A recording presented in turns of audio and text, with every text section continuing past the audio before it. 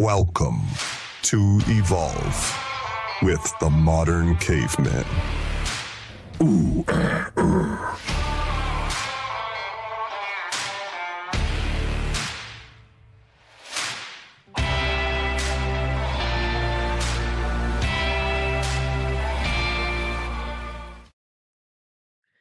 Hey, what's going on, everybody? Welcome back to another episode of Evolve with the Modern Caveman. I'm your host, Gilbert Diaz, most affectionately known as the Modern Caveman. If you're joining us for the first time, let me be the first to welcome you to this episode, to this podcast. I want you to know that I appreciate you and that time is your most valuable asset. And the fact that you have chosen to spend that time with me, listening to me on this podcast, whether it's for 20, 30, 40 minutes, um, last, I think almost 50 minutes, the last two episodes. Um, no matter what that time is that you have set aside for this, I want you to know that it is important and I do not take it for granted. And it is my goal and my intent to pour as much value as I possibly can into your life so that you can start your journey to success, start your journey to greatness, and that you can unlock the limitless potential that is hiding within you, that is ready for you to tap into, and that you could become the full best version of yourself so that when you get to the end of your road, when you get to the end of your life, you can look back on it with pride, saying basically to yourself, I gave it my all and I became the man or woman that God created me to be. No regrets, no no disappointment, content in the person that you have become. So that's basically what this podcast is about. If you want to learn more, definitely check out the previous episodes. Tons and tons of value that you will find that you could apply to your life today to help you on that journey through success, that on that journey to unlocking your greatness. That being said, let's get into today's episode. Today's episode is actually going to be a little bit of a different episode than I usually do. I have nothing really written out. I don't really have a lesson plan for today. Usually I do. And the reason for that is because I've been kind of debating about what um what I wanted to do with this particular episode. Um, and I decided I just kind of wanted to speak from my heart on this one. Not that I don't speak from my heart on the other ones, but I just kind of just wanted to, have just a casual conversation and just speak right out of my heart and see where the Lord leads me on it. Many of you know my story, at least parts of my story, right? I've discussed in depth in previous episodes about my struggles with depression, and how that has led me to this quest of sorts, this adventure, this journey to find a change, find a way to become better. And it has been a journey that I would say that I've been on for the past 3 to 4 years. And it has not been an easy journey. It's been a journey that has had its trials and tribulations. It has had its ups and its downs. And there has been many moments where I would say that um I had to grade myself with a learning curve because I stumbled a lot. I stumbled definitely a lot. So if you're listening to this, any of these episodes that I've produced thus far, and you feel like, hey, I'm still messing up.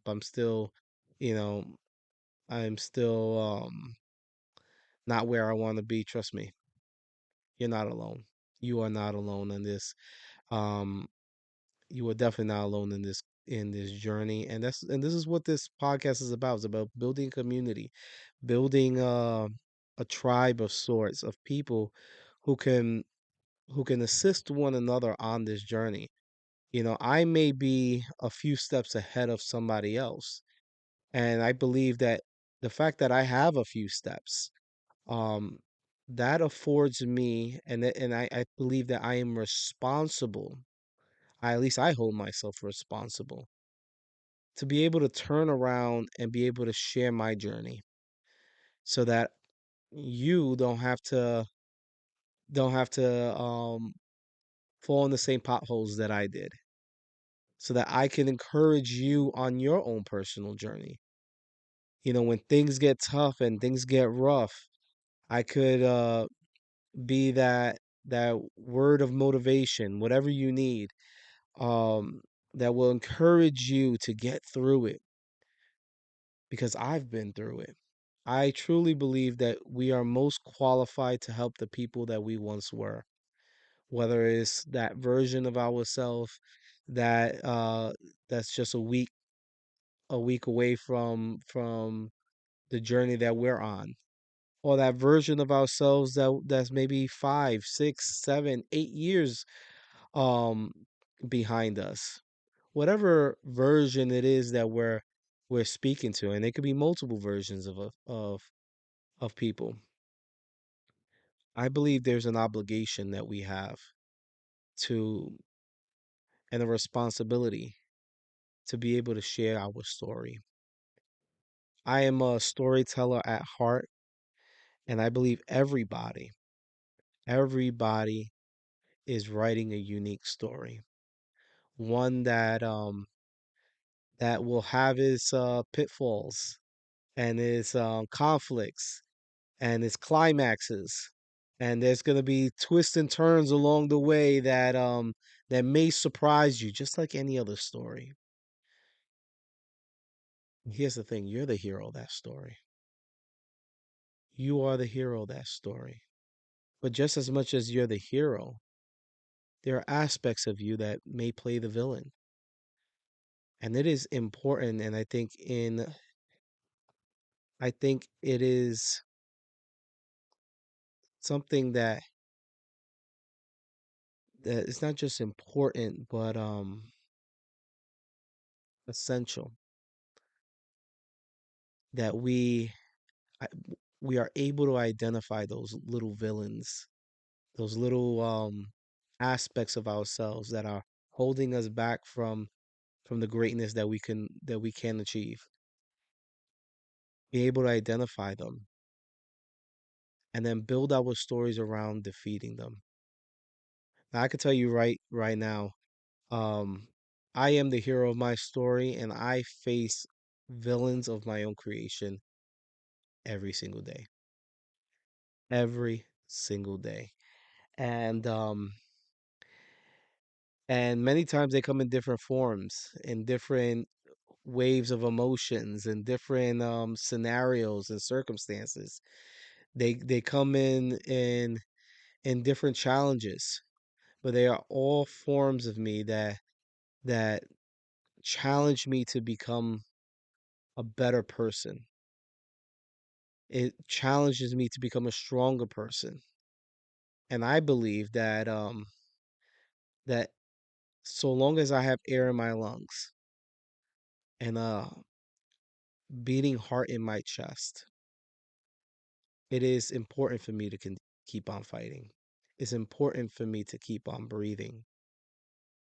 And it's important that I finish this story, because the story is not about it's not about me, right? It's funny, this was something actually we spoke about in a podcast a few years ago when I was doing the Thrive in Life podcast with two of my friends, and we talked about that personal journey, that personal story that we're writing. And the question became, at least the question was brought up, who's that story for?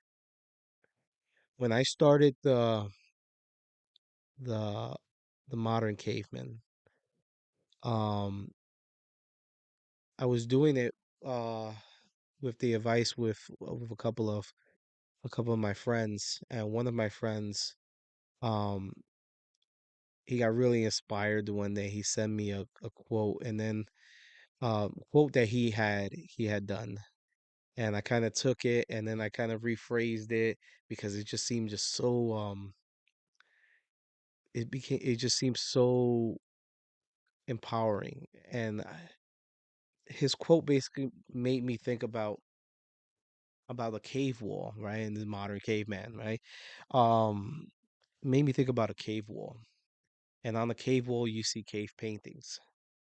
And based off those paintings, we're able to identify and learn about how these people, these primitive ancestors of ours, lived, how they operated, the kinds of communities they had, the kinds of societies that they served, their needs and how they overcame challenges.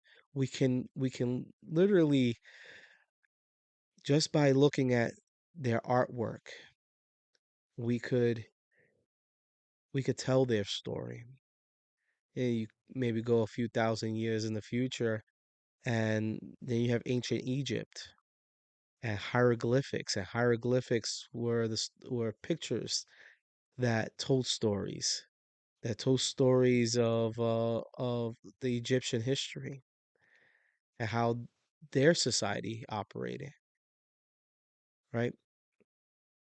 And it dawned on me that ever since the dawn of humanity, we have been a storytelling species.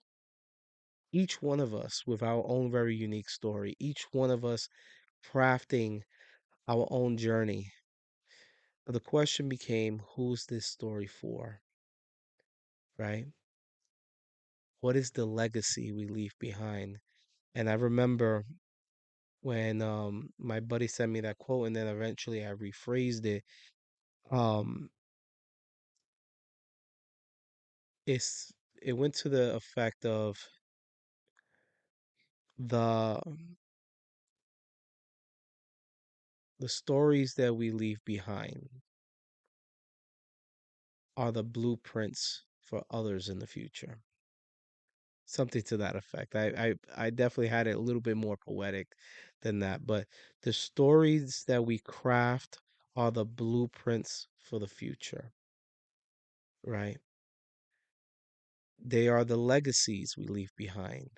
It is the map that we're able to craft.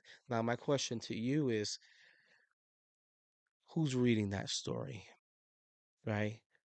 Who's that story for? Because it's not really for us. Our story, we're writing it along the way, and it, we showcase how we can become the best versions of ourselves. But the story is being read by our families, by our children, by that person that you may have met, on your way to work, who may not have known you, but you've had a significant impact in their life. Maybe you were going through something similar. That story that you have, maybe it's for them. Maybe those footprints behind are the footprints that they need to learn from, so that they can achieve the their full potential, so that they can achieve their greatness. The legacy is not about us. The legacy we leave behind, those blueprints that we leave behind, the story that we're crafting is for the people who are behind us, the people who are our community, the people that we truly want to serve. My question now that I pose back to you is, what kind of story do you want to tell? Do you want to be that person, the hero of your story, that at the end of your story you can say, "Hey, I swang for the fences and I knocked it out the park. Took me a few swings and it probably took me to the very last inning. Tie game, 2 outs, but I wasn't gonna give up. And I swang. I may have I may have struck out 27 times before or 26 times before. But on that 27th, two strikes left, I swung for the fences and I won. I believe everybody here listening, as long as you continue getting up, you are winning your game. As long as you continue to rise, you are winning your game. So that made me think about, and this is why I kind of feel like I should have said this episode last week, and there'll be a reason for that, a reason for me saying that. Um, but I started thinking about that roadmap, right? The roadmap, the blueprint, the the path that brought me to where I'm at today. Now, like I said, I've spoken to you guys in depth about my depression and how that has contributed to me wanting to change my life and become the man that I am crafting. I'm not there yet, but the man that I'm crafting, and how that has inspired me to serve others in this community. But if I think about it really authentically, this story is has a lot more pretext, a prology of sorts, and it goes all the way back to my dad. You see, I grew up, I grew up in a, and I've discussed this a little bit before. Today, I'm gonna kind of discuss it a little bit more in depth. Um, I grew up in a very low income, um, very low income family. In one of the worst neighborhoods in the South Bronx around the 80s and 90s, the Mitchell's housing projects, right over the bridge of the Willis Avenue Bridge in the South Bronx bordering Manhattan. Um, it was one of the most crime infested areas. I mean, the South Bronx in general was one of the most crime infested areas uh in, in New York. Um, it was it was run down. I remember I kind of grew up in the post Bronx is burning era. And for those who are not familiar about the Bronx is burning, that was a phrase that was given to the Bronx, I believe, in the 1970s, because the Bronx was known for a lot of apartment fires and building fires. And the reason for that was a lot of landlords, they'll buy these buildings, but because of the crime and everything that was going on, the crime and the drugs in the Bronx, the property values would drop drastically on these buildings. And the tenants were low income. So the landlords were not making their money on on the rents, and they weren't making the money in the property value. So in order to kind of cut their losses and stuff, what they would do is they would hire people to commit arson, and a lot of times these were gangs and stuff that they would hire to commit arson and set the buildings on fire, and then they will turn around and they will collect the insurance money and essentially make a little bit more than that the actual property was worth at the time. Um, and this worked for them, but it displaced a lot of people. And one of the things that you saw a lot in the 70s and 80s was a lot of abandoned buildings, a lot of burned down buildings. And when I grew up, I kind of grew up in the post era of that, where you still saw a lot of uh rundown buildings. I grew up in the crack era of the Bronx, where you saw the crack epidemic, or I believe that's what it was called at the time, the crack epidemic, really running rampant throughout the Bronx and New York. Drugs, a lot of A lot of these abandoned buildings had drug addicts that were there. It was a very looking back on it, a very interesting time to grow up. At the time, then I can be honest with you, I didn't realize how crime infested it was or anything like that, or how run down the neighborhoods were. I just kind of thought that's just the way it was growing up. Um, Looking back at it now, and yeah, it was almost like a third world country if you come to think about it. And that was kind of the the place I kind of grew up. My dad was a hardworking man, a very hardworking man, and he grew up in the 70s and 80s, 60s, 70s and 80s. During that era, he was very active young man that was a part of the street gangs of that time. So was my father-in-law. Uh, um very active in that lifestyle because that's what people did. Back in the 50s, Puerto Ricans that I guess the word would be migrated because it wouldn't be immigrated. Migrated from the islands to New York were put in the slums of the Bronx and slums of New York alongside um African Americans and other minority groups. It's one of the reasons why African Americans and Puerto Ricans to this day share this kind of common bond that goes all the way that's reflected through hip hop. Hip hop was a concoction between African Americans and Puerto Ricans. I actually grew up and I hung out around the building that that that hip hop was created in.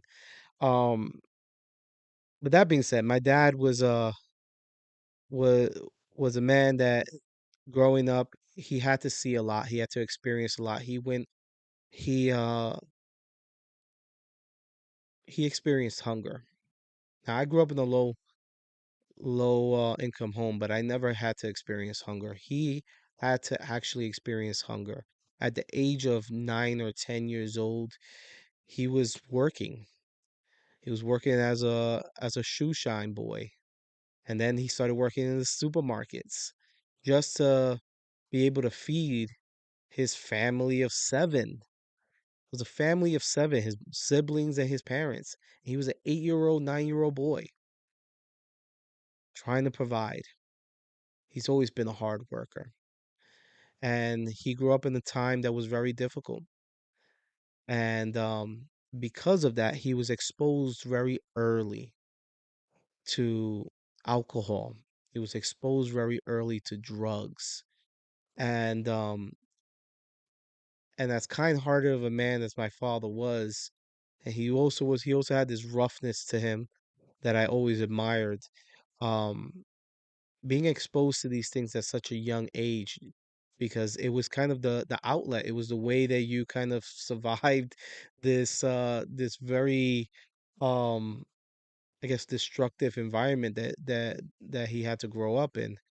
Um, he became an addict very early on, a functioning addict, but addict nonetheless. Um, when I was born, I didn't realize how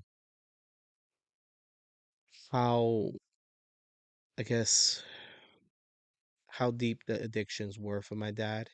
See, my dad, like I said, he was a functioning addict. He was not the kind of person that gambled his paycheck away. Why? Because he understood what it was to be hungry. And he didn't want his son to experience that. Um, he understood what it was like to not have the lights on in his house, so he always made sure that the light bill was he always made sure that the light bill was paid. He always made sure there was a roof over our heads. Very functioning, very functioning. Um, I would say for the most part, he was a weekend addict, in for a good portion of time. So um, he always loved his family, but he had this disease of addiction that, like I said, started from a very early age that plagued him. And when I really began to take wind of it was when I was about 4 or 5 years old. And I remember listening to my mother argue with him about quitting, um, watching him become a different person, right? Because my dad had this way when when he drank. I can't explain it, but he looked different. His face changed. Now he explained to me, years later that one of the reasons why he became an addict, and why he drank was because it made him more social. And he's an antisocial person at heart. To this day, very antisocial. Um, he he converses with his community, with his people, but outside of that, he has a very difficult time, and he had a hard time making friends growing up. He had a hard time relating to people, and by drinking, it loosened him up a little bit. By drugging, it allowed him to be part of certain circles that he probably would not be a part of. It allowed him to feel more like a man, or feel more empowered. And so that's why he got into the lifestyle. And I remember growing up, and the primary, I guess, drug that was at the forefront, that was very visible, was alcohol. My dad was a beer drinker, and like I said, his face would change and his personality would change. And like I said, he was very outgoing, but there was just something that was just off. It wasn't my dad. The man wasn't my dad. He was this version of him, but he wasn't my dad. And for many years, I watched my father struggle. I watched my father cry at night because he wanted to quit, but he had this disease on his back that just didn't allow him.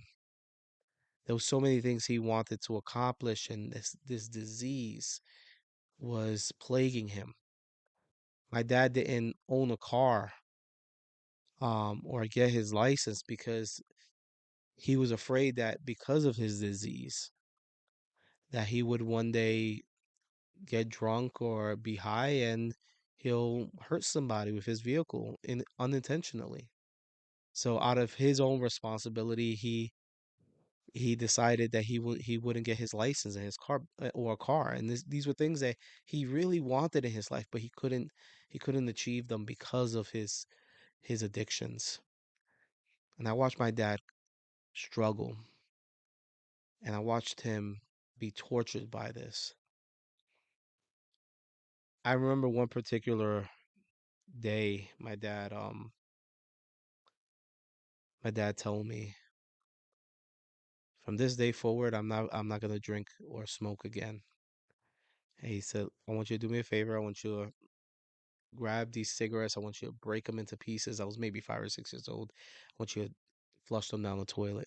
This is it. And I remember taking those cigarettes and just breaking them, dropping them in the toilet,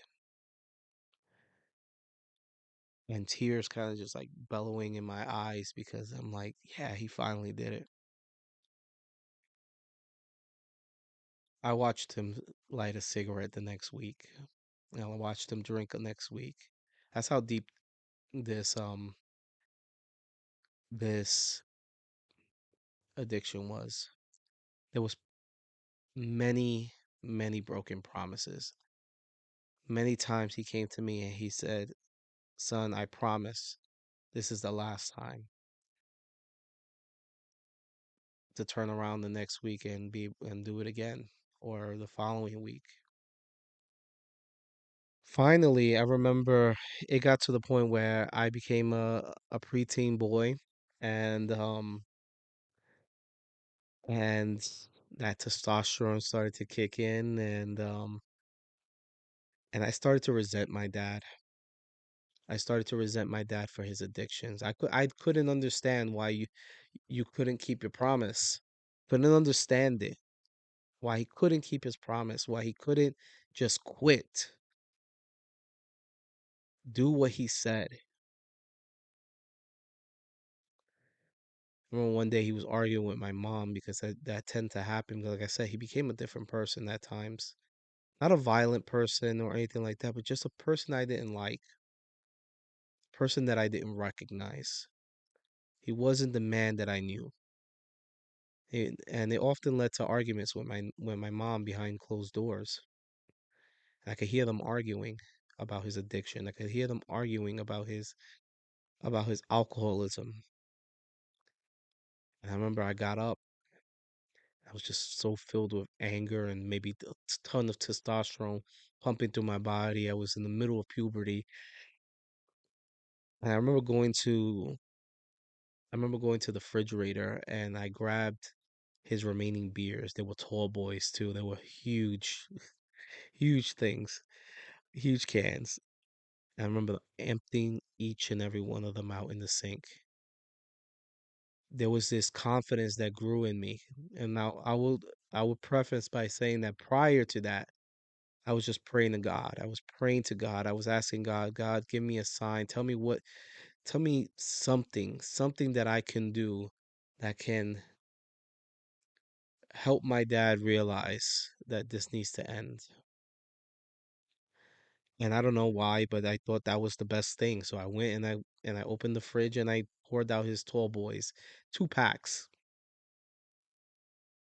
And I remember I knocked on the door. My parents had already finished arguing, and I walked in like a man. I mean, chest high and feeling the blood pumping in my veins. I turned off the television on him. I said, "Listen, we need to talk." And I remember my father's eyes were wide, like, who does this guy think he is?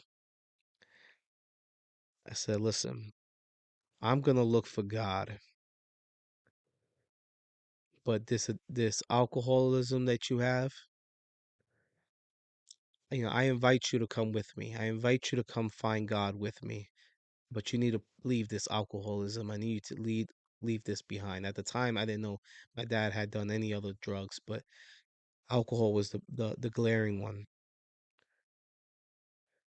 And I said, "By the way, I went to the refrigerator and I poured out all your beers because I want you to know how serious I am." And I said it sternly. And I stood there for a second. I looked at this man in his eyes, thinking I was intimidating him. And boy, did he humble me. Excuse me. He gets up from the bed and he's like, "Who the?" And I mean, he lets me have it. My father never raised a hand to me, but he let me have it in his word, in his words. And so much so that I really questioned, like, God, I thought you had my back on this. I thought, I thought that if I did this, it would inspire him. It would inspire him to change. I remember crying my eyes out afterwards after he, he just tore into me.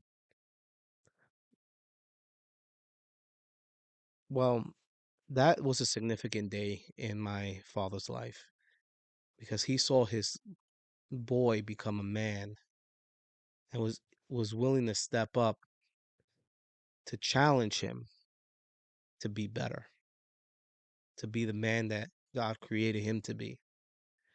Now, my father stumbled and fell several times from that day forward, but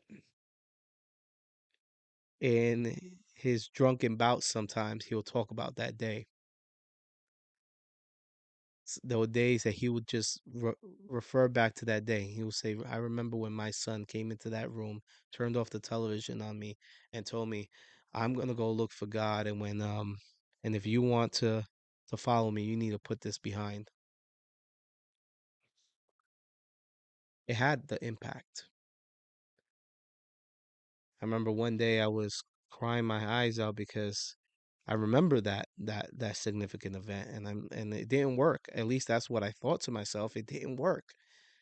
I said, I wonder if anything would inspire him to quit drinking. You know what? Maybe if I died, mind you, I'm about 12 or 13 years old. I'm actually about 13 years old. Yeah. Maybe if I died, maybe that would be the catalyst, the breaking point for him to finally say, I'm putting this behind me. Remember, my mom came to me and she says, um, this addiction is not your father. Your father is a good man. This addiction is something else. And I have fought a long time, but how would you feel if we split? My mom, my mom said to me, she had reached her end. I couldn't blame her. And I remember crying my eyes out. My dad had just had a drinking binge, and the very next day he would kind of just lock himself in the room in shame as he went through his hangover. I remember I knocked on the door and he was just quiet there, reflecting probably on his drinking binge from the night before. And he, I said, Dad, I need to talk to you. Not like the last time, but I need to talk to you. I said, yeah, mom is gonna leave, and it's gonna be because of this addiction. And I really don't know if there's anything that can help you stop. Um, Sometimes I believe that if I die, maybe that's the only thing. My dad just laid there looking at me, never said a word, never said a word. He just listened, hugged my dad, gave him a kiss. I didn't know what the next step was going to be. From that day forward, my dad decided that he was going to change his life. He didn't know how,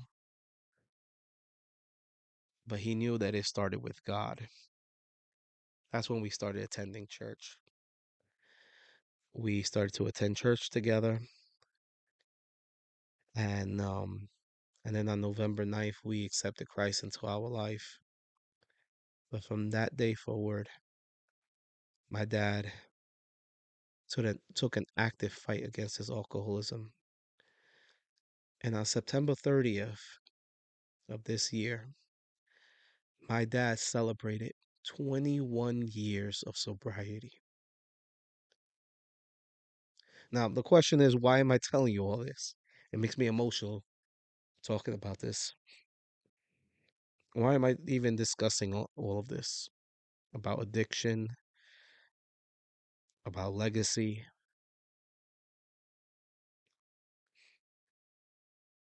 You see, I've struggled with my own addictions in life, my own bad habits. They probably weren't as I guess vivid or um as much of in the forefront like drugs and alcohol. These were never things that I've struggled with in my life, but I've struggled with other things that I'm ashamed to probably even discuss. I've also struggled with things that I've openly admitted, right? Things like my depression, which had devastating effects on my life. Devastating effects on my life. Inflicted so much harm When I decided I remember it was one particular day, I was going through a really bad bout. My dad was already, I would say, maybe 5 or 6 years, maybe no, maybe even less in his sobriety walk. I was going to therapy for my depression, and I was trying to figure out how to beat this thing. And my dad, I mean, he watched me suffer. He watched me torture myself, and it broke him. It broke him as a man to watch his son struggle with this thing called depression. And I have said it before, depression was my addiction because it was the thing that I always went back to. I remember my dad broke down one day. I mean, he broke down as any father would when they see their child literally dying from this disease. He didn't know what to do. He didn't know how to help me. He didn't know how to save me. He just cried. And I remember I just broke down crying with him. And I said, Dad, because of you, I know it's possible.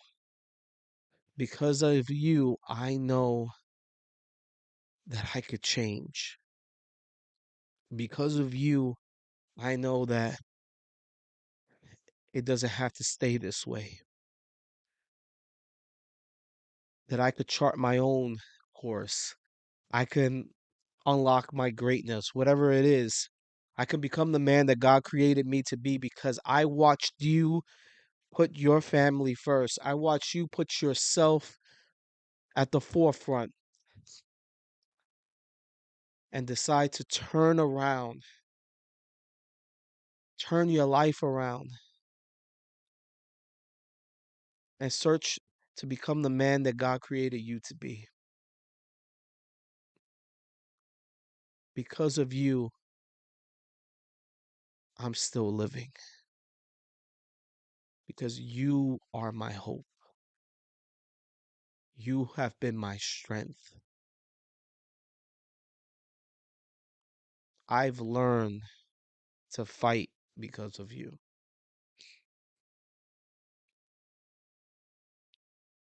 Ever since then, whenever I've struggled with anything in life, now as a man who's had to deal with things in life that men have to deal with as an adult, as an adult, adults have to deal with in life. And looking back on some of the struggles that my dad did and how he had to deal with him, I look back on him, at the time as a teenager, it was easy to say, why can't he just quit when you don't know what it feels like to have that disease in your life? I've had my share, not the same, but my share of diseases. And I commend him and I look on him with pride. That's my dad. My dad left behind a story that I am proud of. He's still writing it, by the way. He's not gone. My dad is a very, very strong man. He's left behind a story that I tell my children to this day about a man who overcame everything, who I am um, so proud of, and who decided to change his life because of the blueprints he left behind. I was able to follow. It was my roadmap. His legacy was a story that I was able to read, learn from, and grow from. So I ask you today, you may think, and I'm sure my dad never thought it, He never thought that he had to go through those trials and tribulations. He had to go through the things that he unfortunately had to go through because God was already preparing him for me so that when I had to walk those same shoes, when I had to walk in those same footsteps, I didn't have to take the same decisions or make those same decisions, take the same paths. And where I struggled, I can honestly say that change is possible. He helped me believe in change because of the blueprints he left behind, just by becoming the person that God created him to be, just by moving in that potential. I watched my father educate himself. My father was a man that didn't read, um, had never read a book in his life, like a full book. I watched this man read book after book after book on addiction, on his spiritual growth, on um on his potential, everything, self-development, becoming the man that he wanted to be, unknowingly that his son will follow in that footsteps. Unknowingly that his son will have a podcast one day where he will speak to people who will probably hear this story and may decide to change their life. You see, I'm a true believer that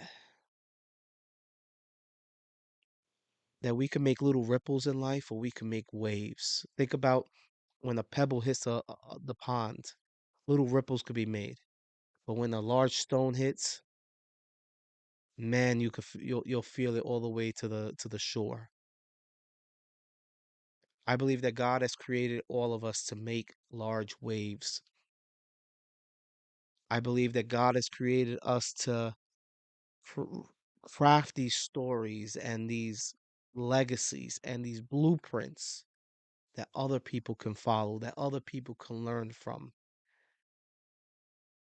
so that we can serve them and they can become the best that they can possibly be because of you and your story. We are the most qualified, remember, to help the people that we once were. I'm gonna end the episode right there. I think that's enough. 47 minutes in. But I want before I end this episode, I just want to just tell my dad, um, I love you. I'm proud of you. 21 years. You've shown me what it means to be a man.